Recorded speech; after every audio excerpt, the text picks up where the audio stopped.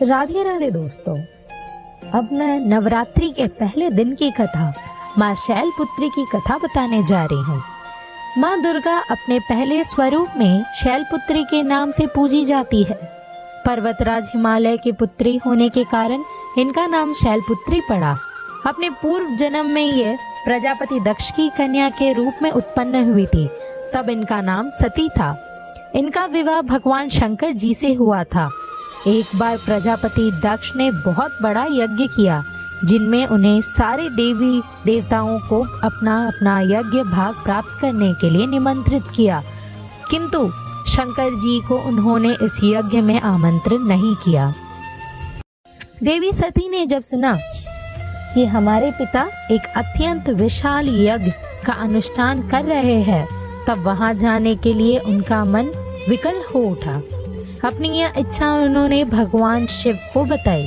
भगवान शिव ने कहा, प्रजापति दक्ष किसी कारणवश उनसे रुष्ट है।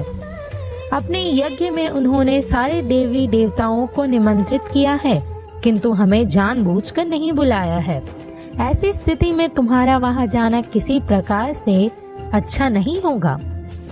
शंकर जी के इस उपदेश से देवी सती का मन शांत नहीं हुआ।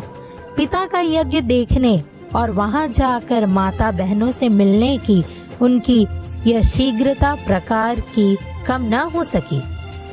सती ने पिता के घर पहुंचकर देखा कि कोई भी उनके आदर और प्रेम से बातचीत नहीं कर रहा है। केवल उनकी माता ने ही स्नेह से उन्हें गले लगाया। परिजनों के इस व्यवहार से देवी सती को बहुत क्लेश पहुंचा।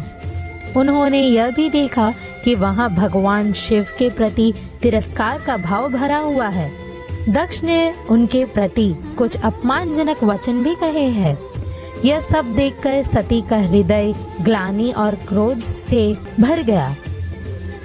उन्होंने सोचा कि भगवान शंकर जी की बात न मानकर यहाँ आकर मैंने बहुत बड़ी गलती कर दी है। वह अपने पति भगवान शिव के इस अपमान को सहन न कर सकी। उन्होंने अपने उस रूप का तत्काल वही योगाग्नि द्वारा जलाकर भस्म कर दिया।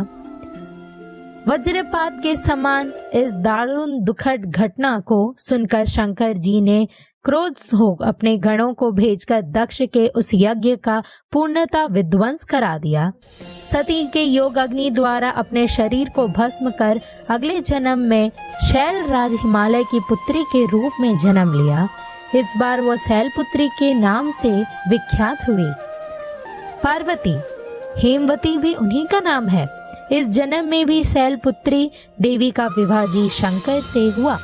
माँ शैलपुत्री का वास काशी नगरी वाराणसी में माना जाता है।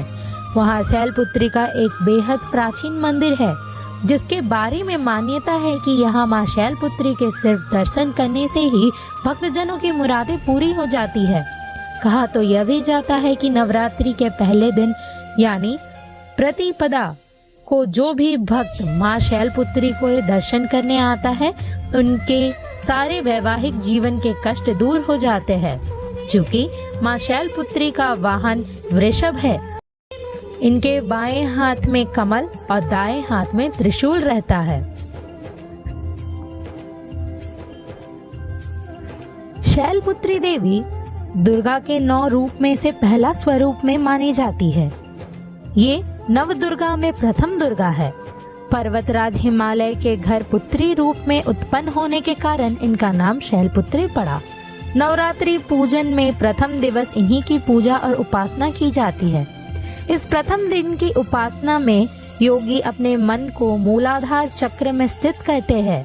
यहीं से उनके योग साधना का प्रारंभ होता है।